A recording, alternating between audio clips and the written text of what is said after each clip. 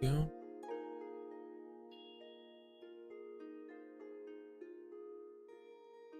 And oh, it's not supposed to be 3. Why is it 3?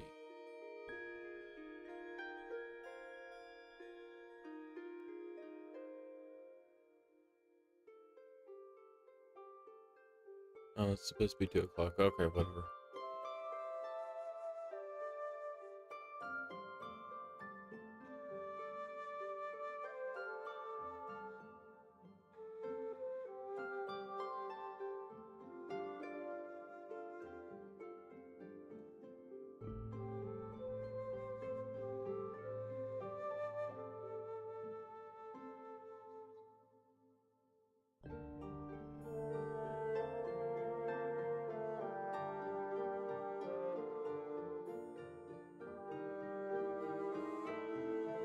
Anyway, that's fine.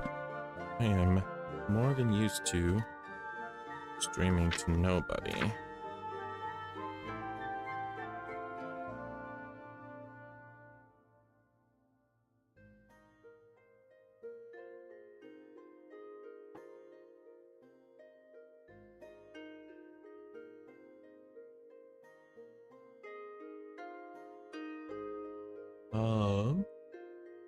Oh yeah, drawing pen's in here.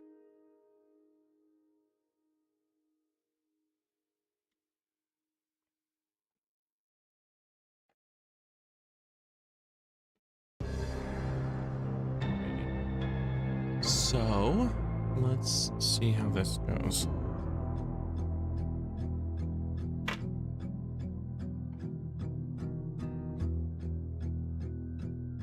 Oh, yeah, might help if I grab my cards.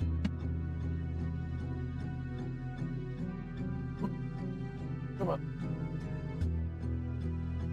Here we go.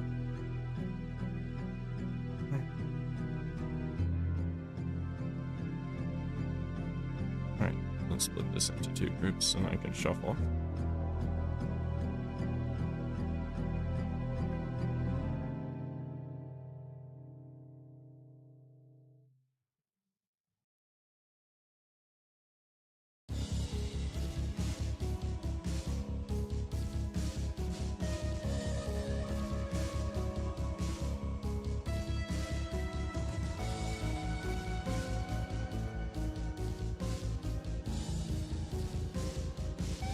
Ready. Let's grab our 7.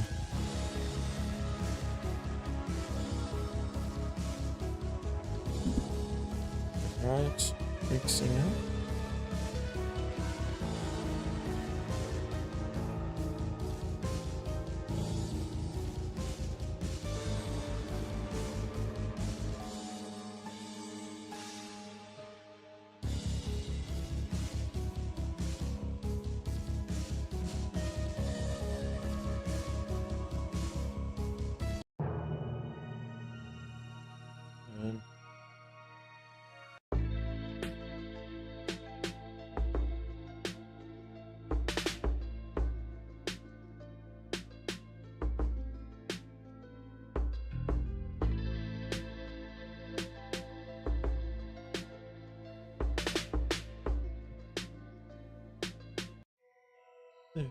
Wait, nope, that's just more Crypt Master.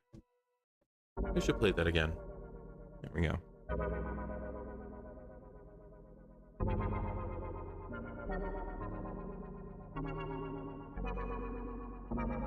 Here, let's restart that section. I know it'll make things easier when I eventually use this as a video. Use this for a video.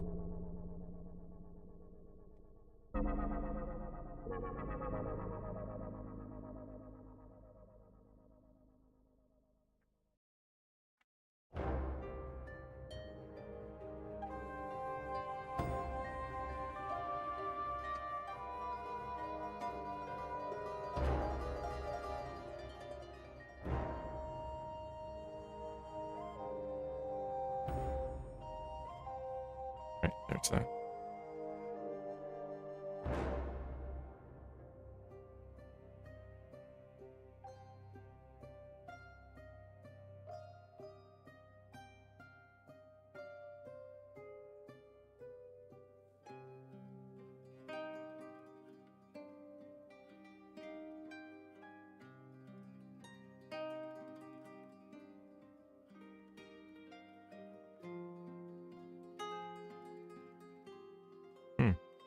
These are familiar.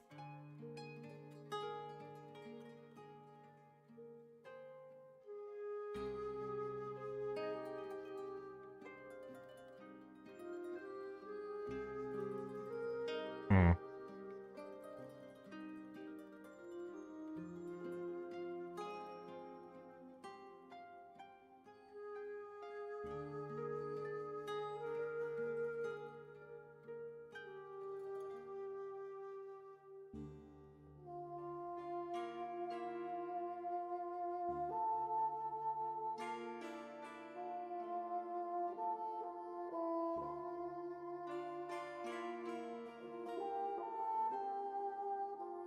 You know what? Let's do a different version of that kind of thing.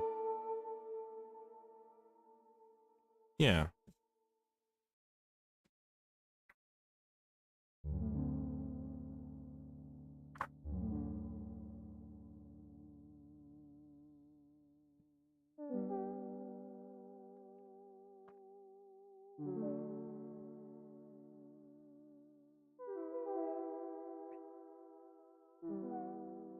So, the idea for this one will be more of an automaton.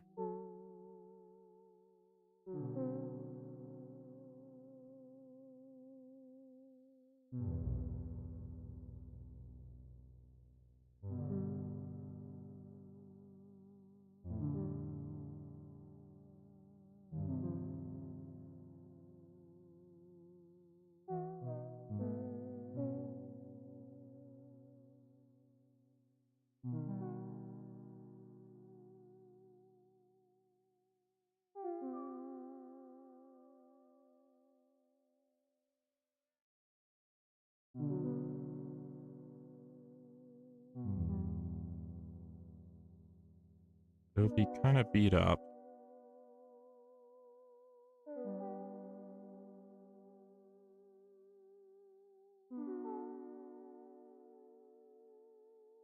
It'll have, let's give it 2 sails.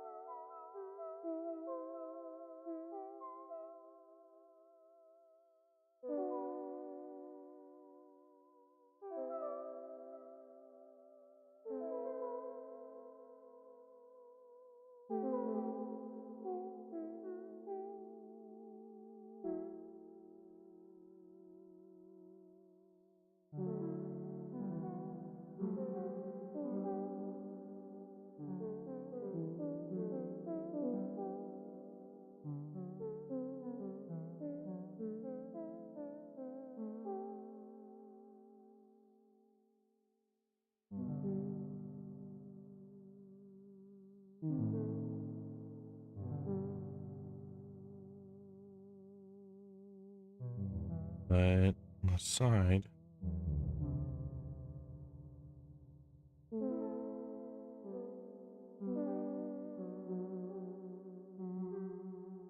there are crystals.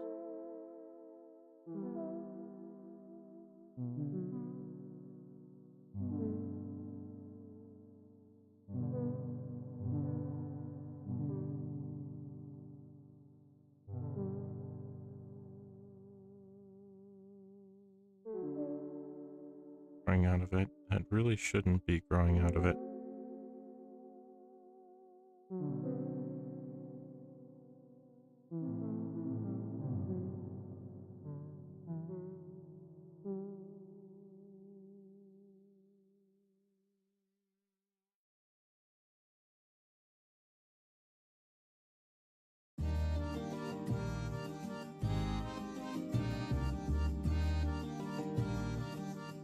Yeah, that looks pretty good.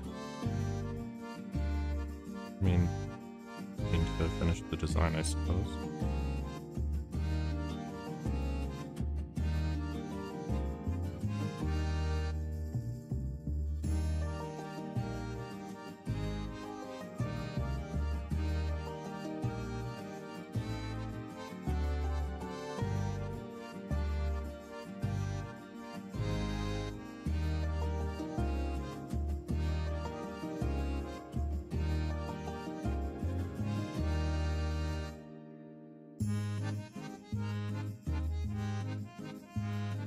That seems pretty good.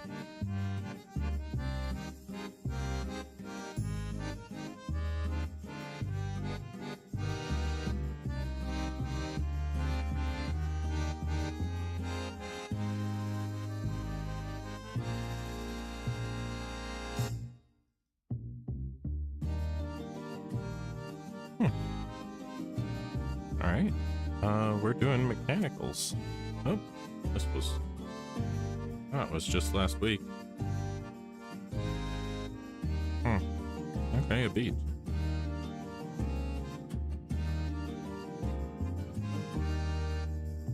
Let's toss this. Of course, we get more dino things.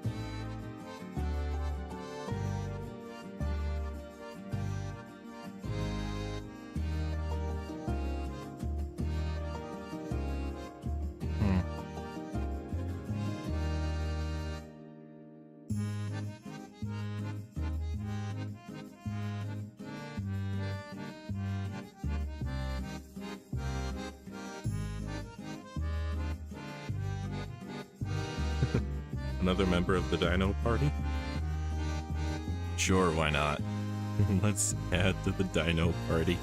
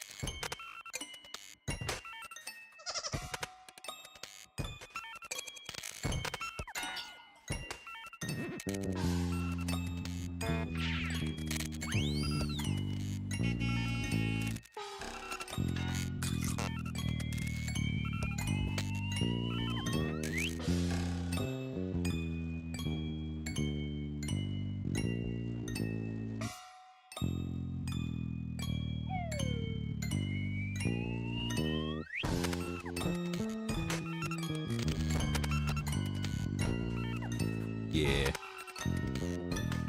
Flying dinos. That is just the tendency for a bunch of dinosaurs now.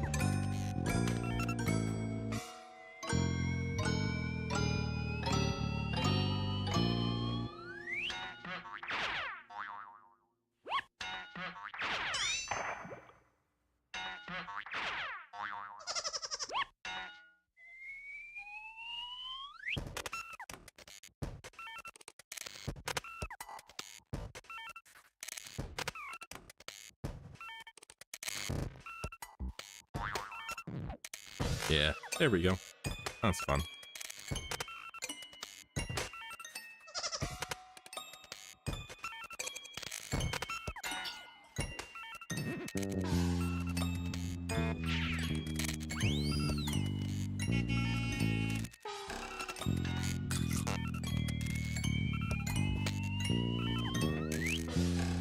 One of these weeks I'm going to finally do the Flying Dino Adventurer Party.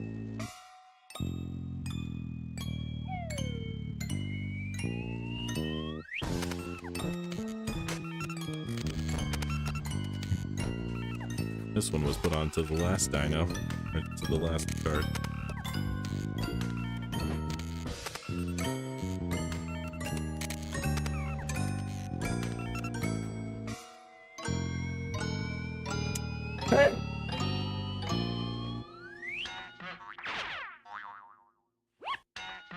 Alrighty.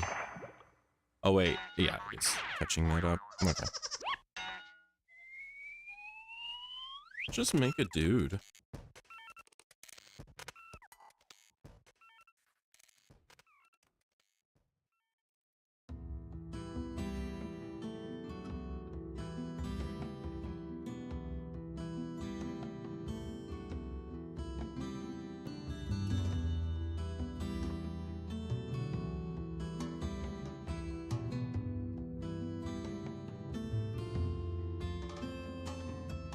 Yeah, we're just gonna make a guy.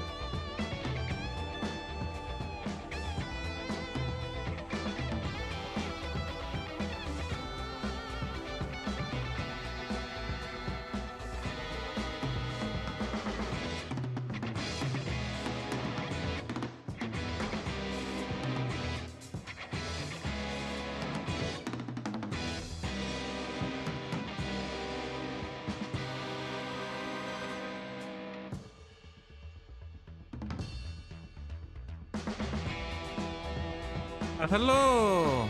How are ya? Good to see you, Malji. Sorry about all the mess about the scheduling and stuff like that. You're in an event. Oh, wonderful. I'm assuming like for Pride Month or something? Because I know that there's like a Pride Parade going on where I am. But past couple of years, a lot of police have been there, and I don't exactly trust the police to like, or police and also people with guns, just in general. Oh, Minecraft boat racing. Lol. Ah, fair enough. But yeah.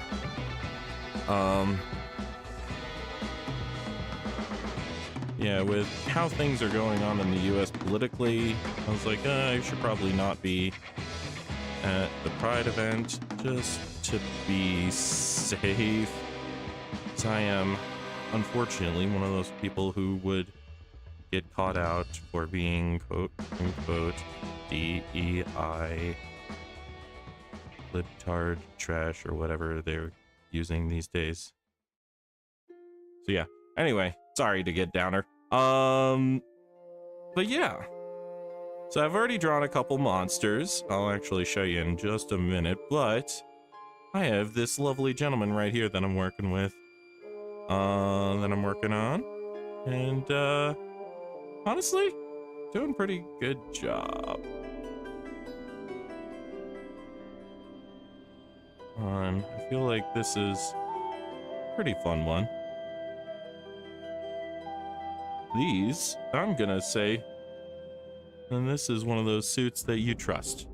Seems like a respectable fellow. Exactly.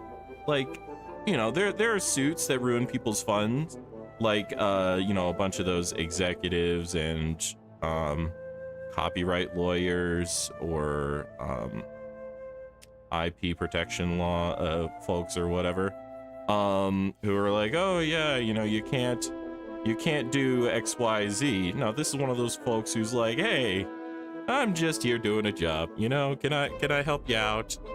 Yeah, good vibes. Anyway, as far as the other monsters that I've made already,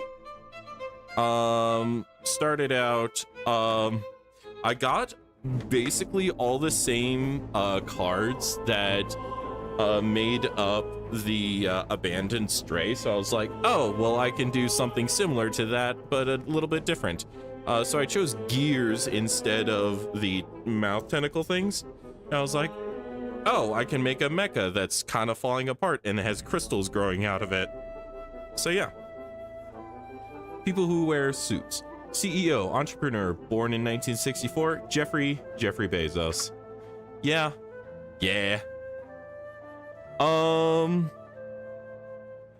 And then, I prefer normal Jeffrey, but not Jeffrey Bezos. You know, if you're a Jeffrey, but don't have the last name Bezos, you're okay in my book. And then of course, I got T-Rex, I got a whole bunch of, or I got a couple dino pieces, and then I got like a mechanist piece and wings, and I'm like, dang it, it's another flying dinosaur. I think I have like 5 of those now. I need to, at some point, I need to just take all of those and be like, hello, this is an adventuring party now. They are literally just dinosaurs with jetpacks and various kind of propulsion ways. Like, said, I know I have another one right around here I did recently.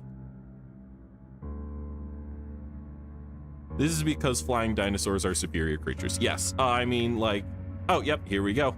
1, 2, and then I have like, I know I have at least 3 more. So yeah, 5. I don't know why that keeps happening, but you know, that's fine. That's fine. It's fun. Oh, and it's not like, you know, pterodactyls or anything. No. It's just dinosaurs with jetpacks of some kind. So that is very silly.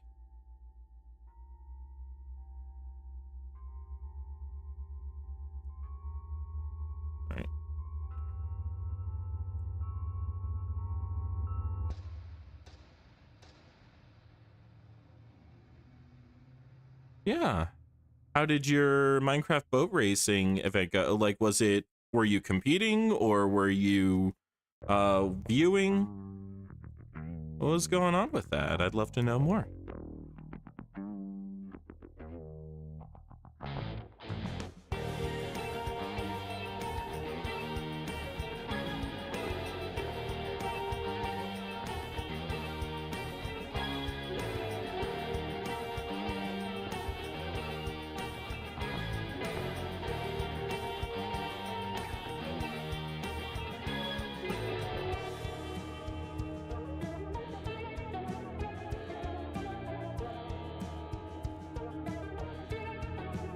Got placed 10 out of 30 people. Not great considering most people below me were randoms, but ah well. Oh, okay. Gotcha. Oh, here's the egg that we made. Broken open egg.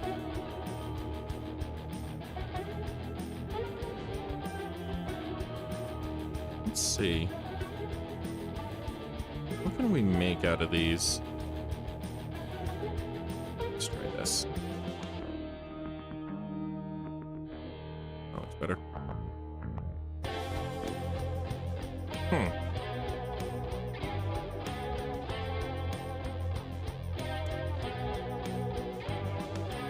We could very easily do a mer person just with these two, but then that would leave a lot left.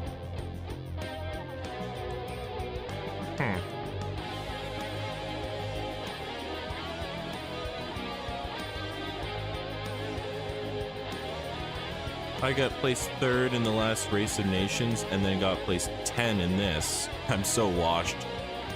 Yeah, that's fine. You can have bad days on racing. You can have bad tracks on racing as well. I certainly know that. Mario Kart can eat my dong.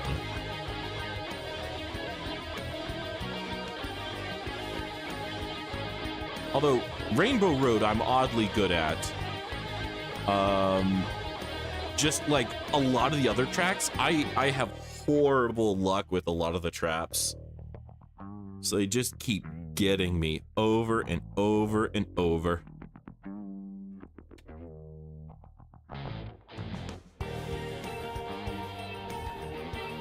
You know what? We're gonna do a Scott Cawthon style robot. That'll be horrifying, and that'll be wonderful.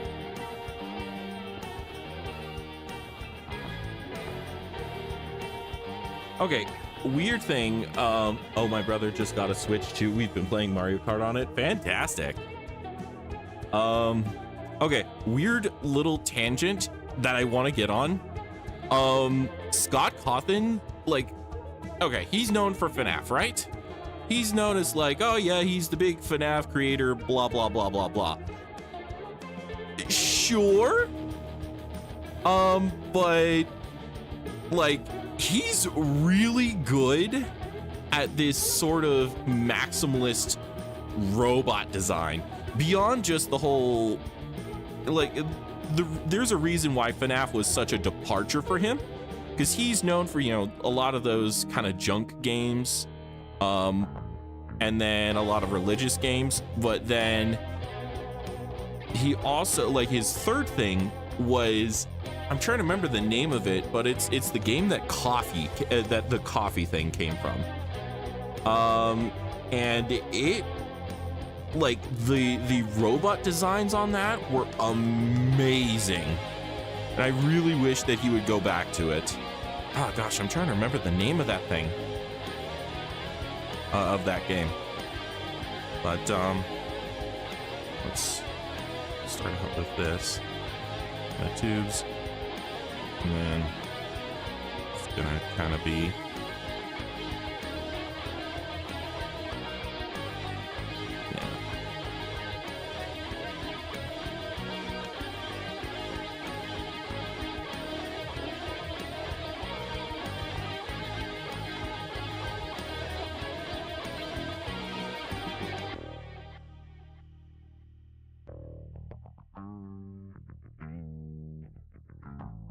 and we'll give it big ol' horns.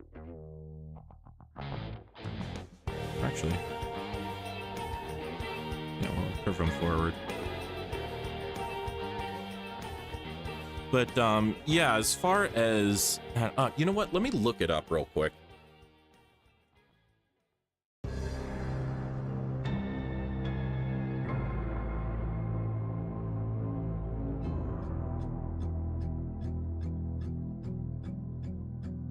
Okay, Scott Cawthon.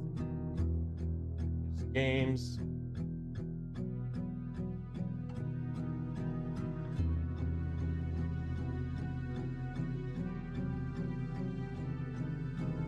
Is it Inkwyrm'sStage?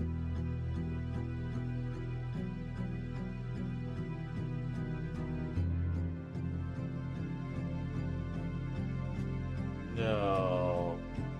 No, it isn't Inkwyrm'sStage. I don't think.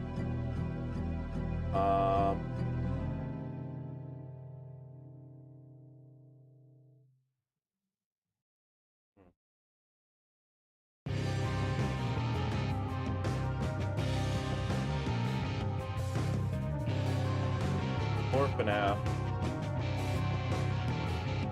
Desolate Hope, that's what it is.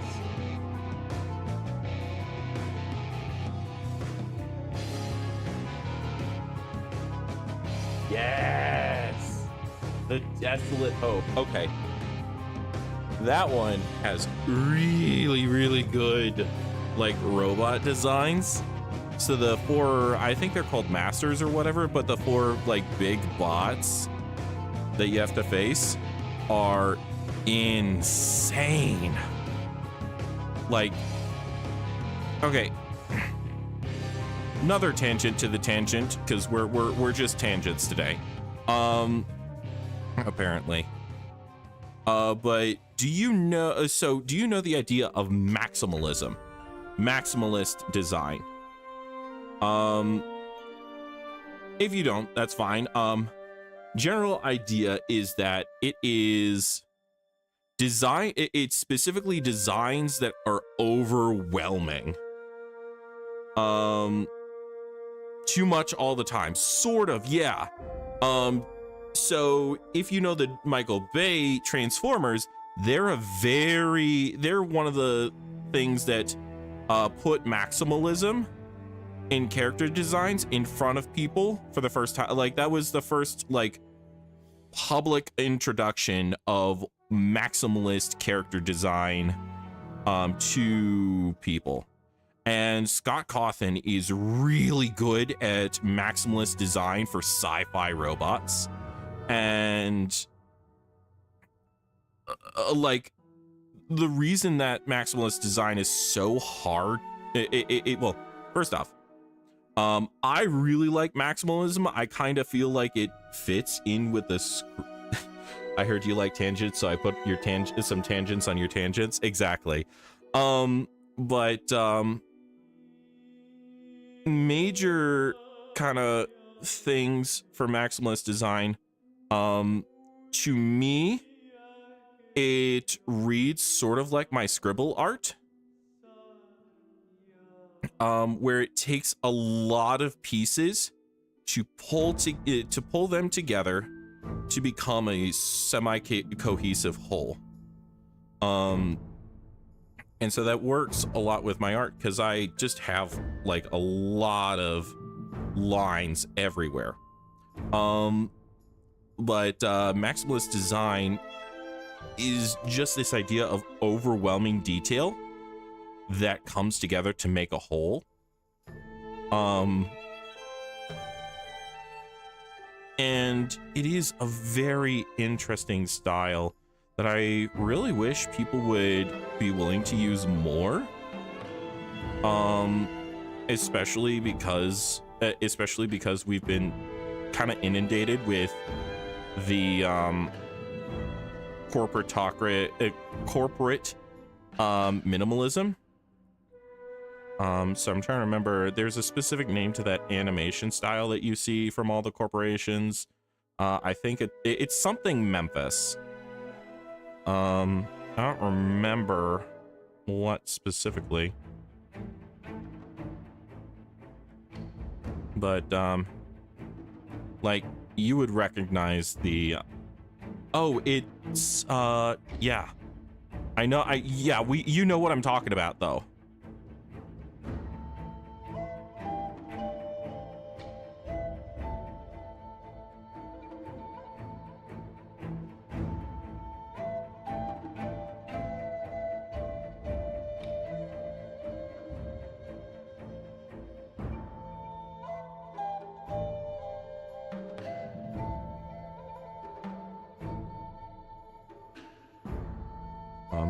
Corporate Memphis / Algeria Memphis. Yes. Yes. That is exactly what I'm thinking of.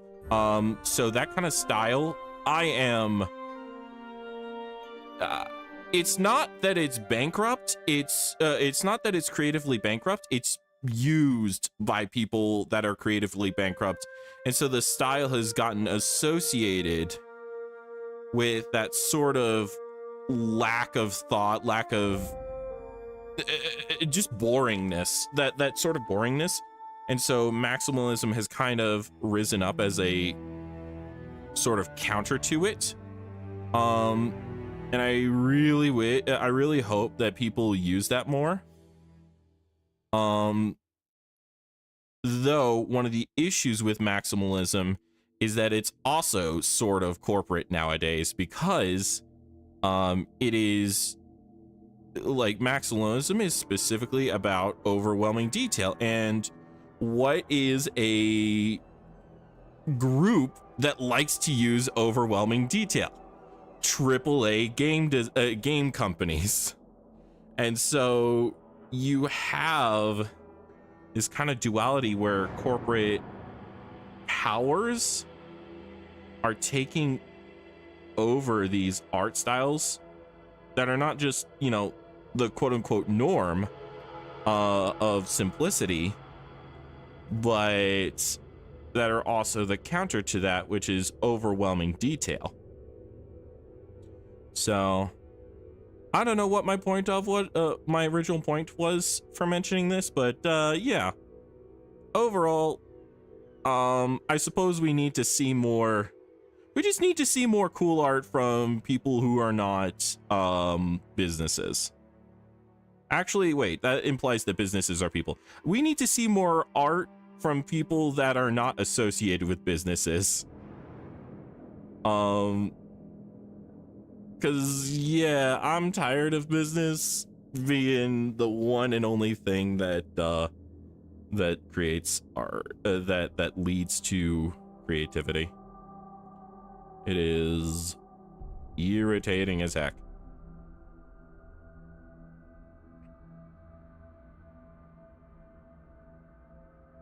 Oh, you know what though? Going back to the FNAF thing, I just remembered a really a fan game that gave me some thoughts that kind of made me think about something that I was not expecting to think about. I wonder where you fall on the political compass.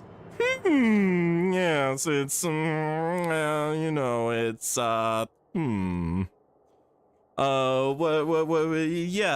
I'm curious what you think. But it, for me, what was I saying? Oh yes. So there was a FNAF fan game that I saw recently that I was like, wow, this has a really cool thing. It is Animatronic Memories or something like that.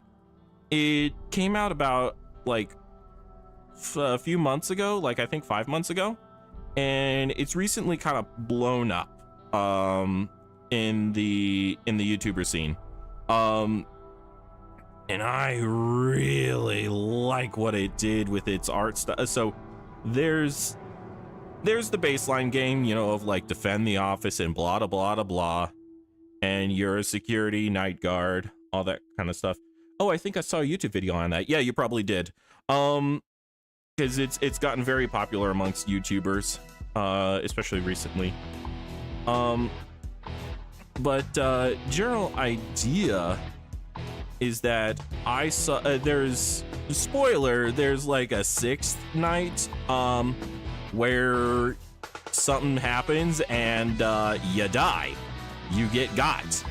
and now you're in this sort of hell purgatory place, and the art immediately gets so cursed, and I was like, oh, this is so cool. And I kind of caught myself, and I was like, wait, why do I like this if it's so hideous and cursed and bad? Like, it's not that it's like, you know, unskilled art, or like something that you'd be like, oh yeah, you know, I could do that on any other day. It's something where like the monitor gets teeth. And that was really cool to me, really intriguing, and I was like, oh, I love this aesthetic. And that kind of made me question why was I so into that? Like, why was it the moment that I saw that the monitor with teeth, like, that was where I got invested in the game? And I'm not sure, like, because it was especially interesting to me because I encountered, like, the person who I watched Spiff, Astro Spiff. He played a bunch of fan games, and then he showed just offhandedly the teeth monitor, and because of that, I was like, I need to find this game. I don't care about anything else, but that teeth monitor got me really invested immediately. So that was like an interesting discovery, and I spent like half hour, 45 minutes just trying to find it. Find that game, and eventually when I did, I was kind of disappointed to see the regular office. But then when I saw the Cursed Knight, I was like, hell yeah. That is my sort of thing. So yeah. So this is a long way to say, but I realized that I am not necessarily someone who cares about how pretty something is. And in fact, I am more attracted to things that are ugly if they are ugly in a creative way. Like, I think my brother and I have had a lot of conversations. We've had a few conversations on this. He's come to the point where he's said to me a few times, you don't care about the games actually being good. You care about them being weird.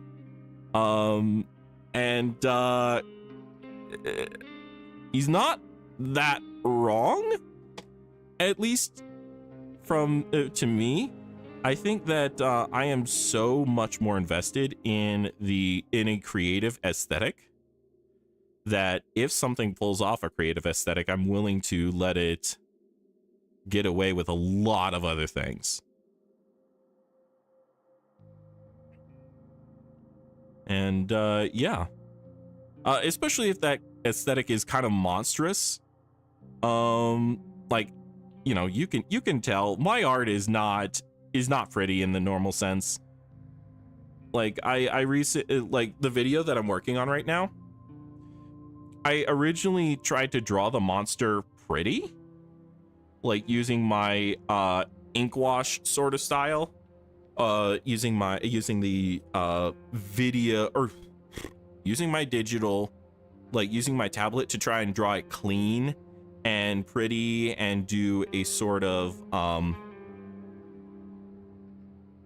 like, you know, something that, oh yeah, you know, I'd hang this on my wall. And I struggled so much with it, and to the point where I like restarted twice trying to figure out, okay, how can I draw this cleanly? And at one point I was just like, you know what, let's just sketch it out, you know, using my scribble style. And then I kept scribbling, and I'm like, oh, I forgot. I'm a scribble artist. Like that's just how I do things. I am not someone who it's not that I can't draw cleanly, but I don't I'm not someone who's compelled by clean work. Like, you know, I really like the messy, I really like energy in someone's design. I really like, I don't know, grit in that kind of, if you're going to use a word. I like it. I like things when they're just, I suppose, going back to that corporate, you know, anti-corporatism. Just like, I like when something is very clearly made by a person who's just doing it and not really caring about the consequences. I mean, yes, I care about the consequence, you know, gosh. Words, please. I really like it when artists just say, screw it, we're gonna do this, like, fuck it, we ball. And say, yeah, let's do it weird. I don't care about normal. I'm gonna fight against normal, because normal is boring. So yeah. Breaking news, Ink does not care about the consequences. I care about the consequences for some things, okay? Just the, oh gosh, I am bleeding. 1 minute. Sorry about that. No, it's happened.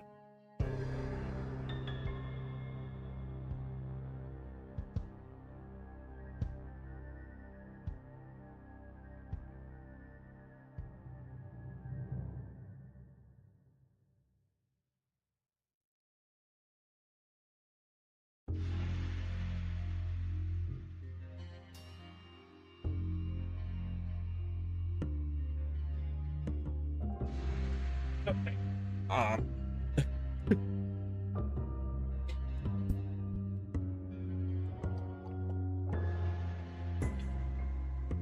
Dang it, I got by the consequences. So, unfortunately, I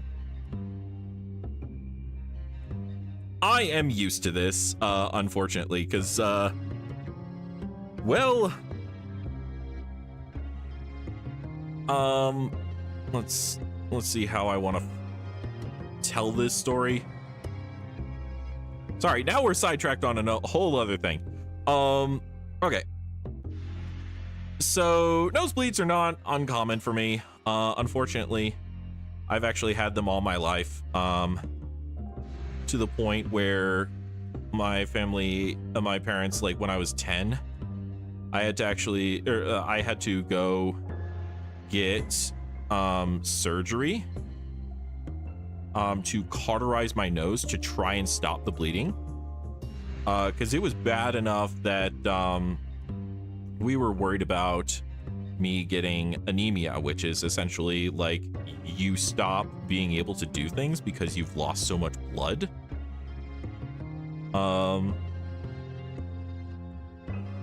Yeah, it didn't quite fix everything, but it certainly made it better.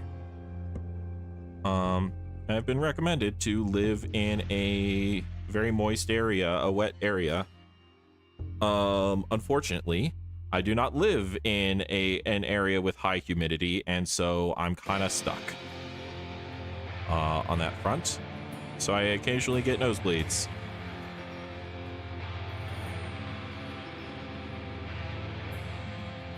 Okay.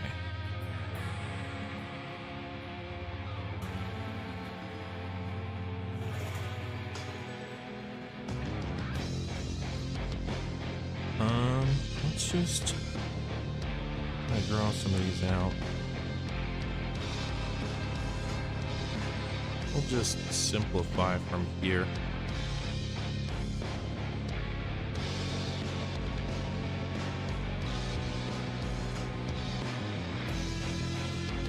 Alrighty.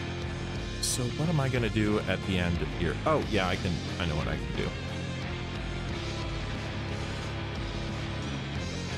Also, I was not anticipating to spend this much time on this piece, but you know, this is really cool. I like this. I like this so much. Okay, and we're gonna just splurt out a bunch of stuff. Like a whole bunch of goop. It's just gonna kind of spray out of this.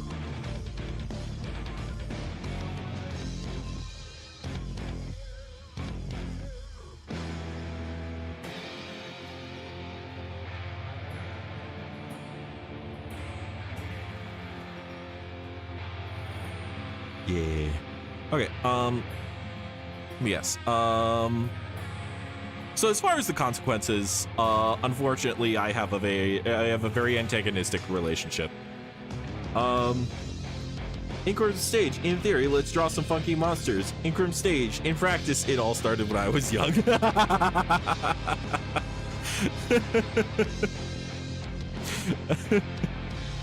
I mean, I have a lot of lore. Let's just say I have a lot of lore, and I know that I have a lot of lore, and you know, I'm gonna share that lore with y'all if no matter what, or no matter whether you like it or not. So yes. Okay, now that we have this side of it, what the heck are we gonna do here? What the heck are we gonna do with this part? Okay, so I know it has horns. I know it has these kinds of things.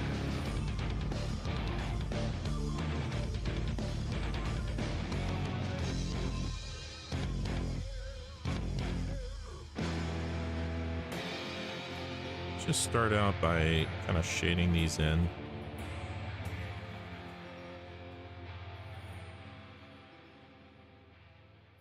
Kind of giving them distinguishment.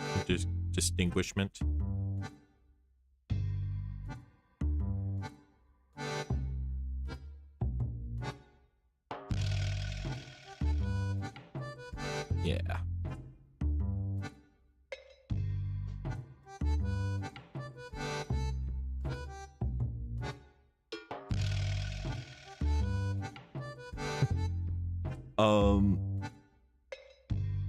Oh gosh, I went quiet all of a sudden. But yeah, I've always been told that I have way too much of a backstory not to write. At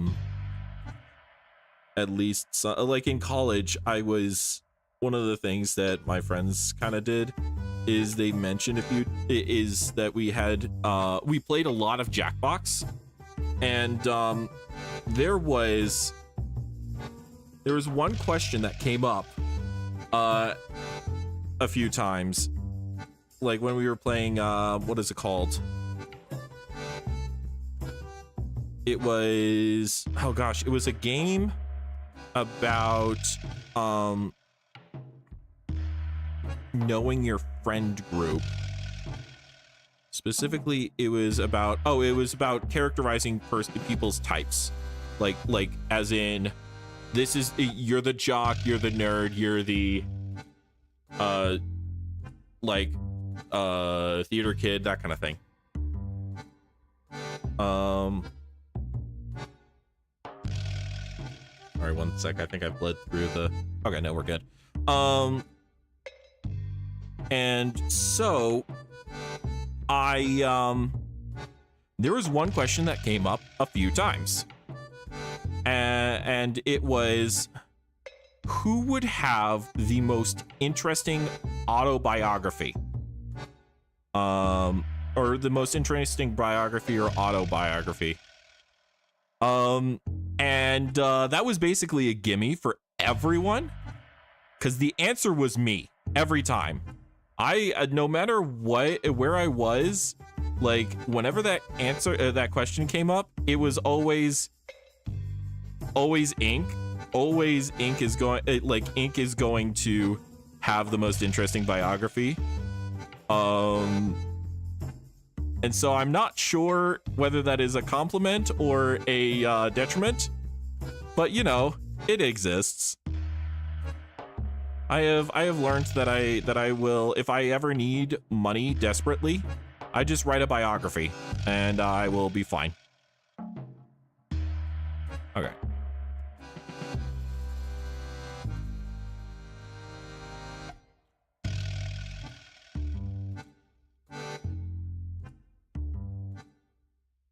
Colon P. Yeah.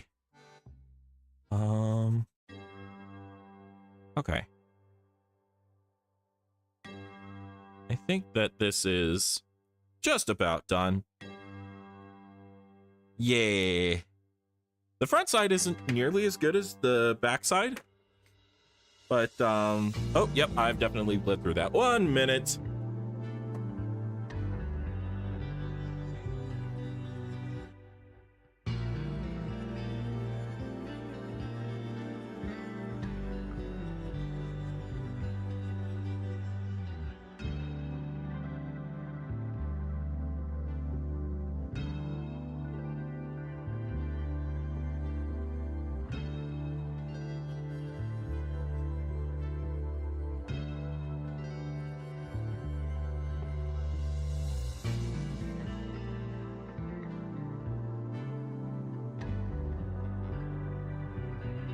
Alrighty, I'm back. Let's get some water and then. Yeah.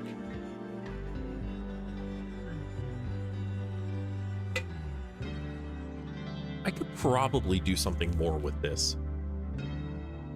I'm not sure though. I could have done the front end a little bit better, but I'm not sure what that exactly would be. I do love this tail, just how it came out. Yeah. All right.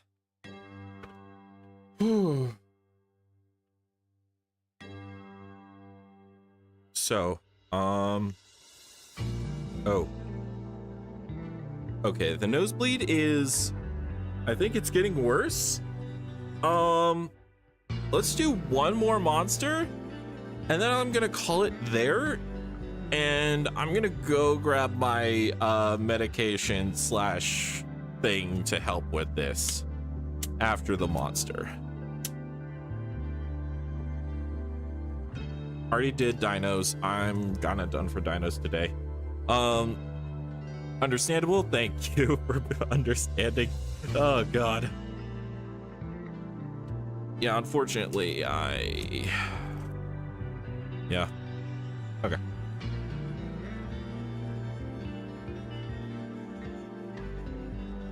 Okay, snap judgment. Sure. 1, 2, 3. Let's do this as the 4th. I think I have an idea for this. Well, let's go. Watch this be the really good one out of all these. Other than this, you know.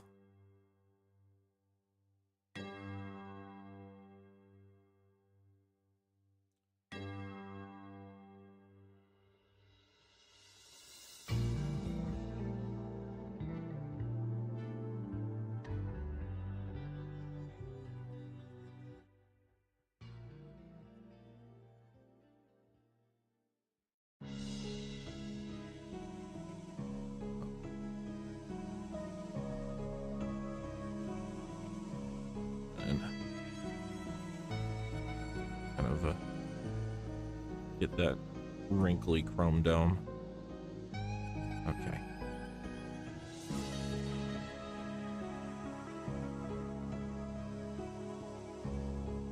And kind of a there.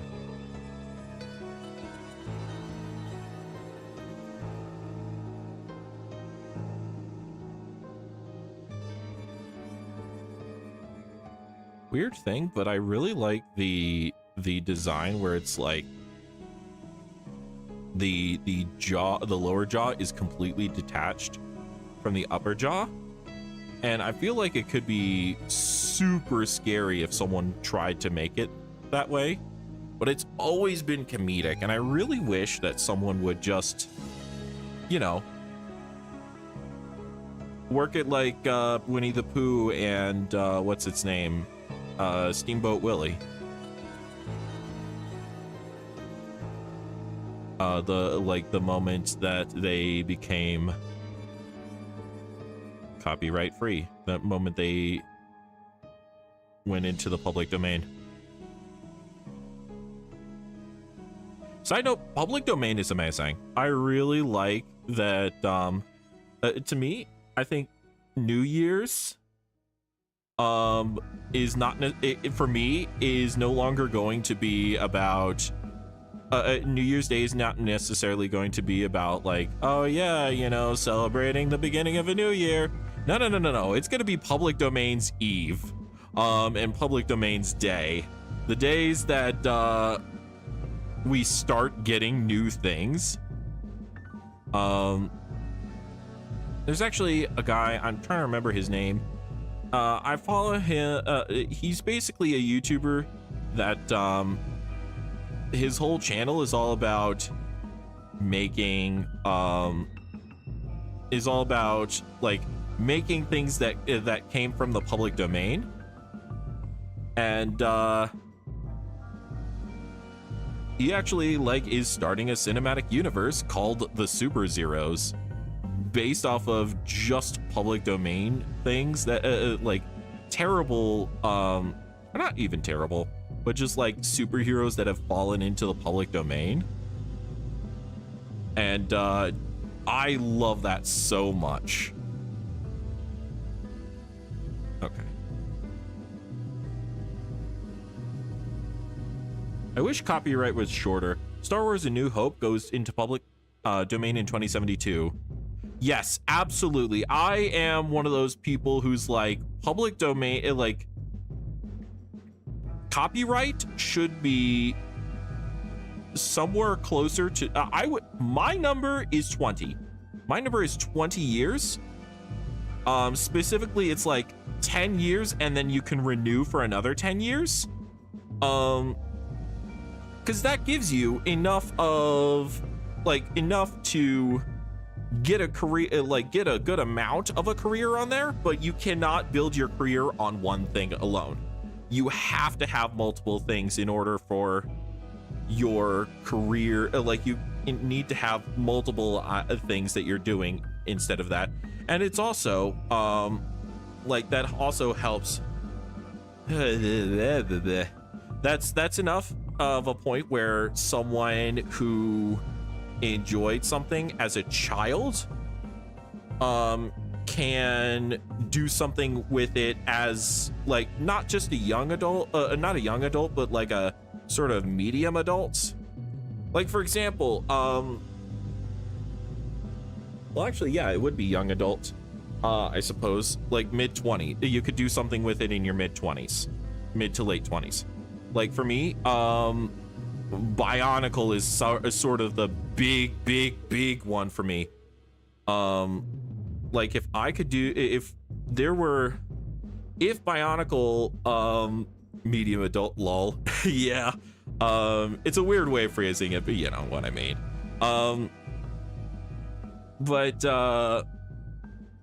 Bionicle first came out in the early 2000s. And 1990s to 1998 to 2001. I don't remember specifically when off the top of my head, because it's kind of a little bit of a weird thing, because different regionalities. Well, we'll say 2001. 2021, Bionicle was not only long past gone, it was they had a whole generation 2 and they never did, and then they never made a generation 3, generation 2, which flopped. And then they never made a generation 3, which is a disappointment to everyone, especially me. And just recently, Lego pulled one of the biggest dick moves, and decided to shut down a fan game that had been in production for 8 years. And they were only a few months from releasing their demo. And holy crap, I'm that should not be allowed. So, yeah. 20 years, I could be convinced to 30. Yeah. That's the kind of thing where it's like, I want it to be where you cannot just live off of one IP for your entire creative career. Okay, this is actually turning out to be really cool. I think my prediction was correct in that this is going to be like one of the better monsters out of this one. Out of this sort of, I suppose, stream batch.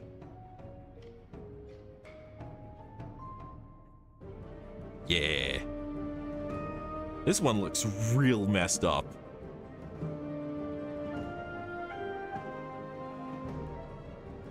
Okay. You know the, you know Repo? Like it's that sort of, I suppose they're calling it friend slop now.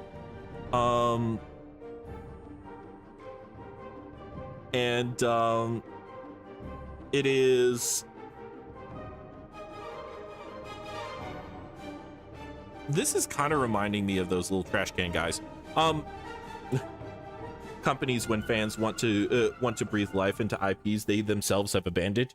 Not only that, but also Lego on multiple occasions had not only given their permission for these people to do it, but encouraged and promoted them. And then they just decided out of the blue to be like, nah, screw you. Repossesses every precious object. Yeah. Okay.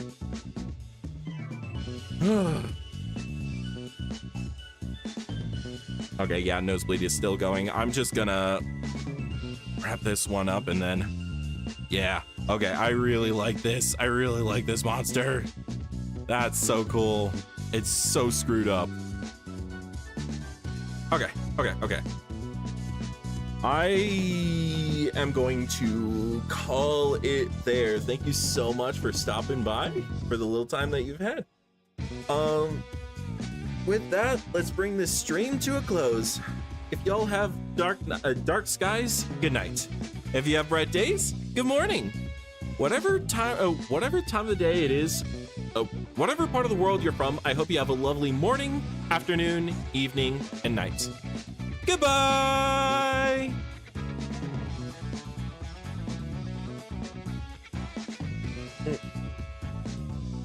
All right, see ya. Stream, please stop. There we go.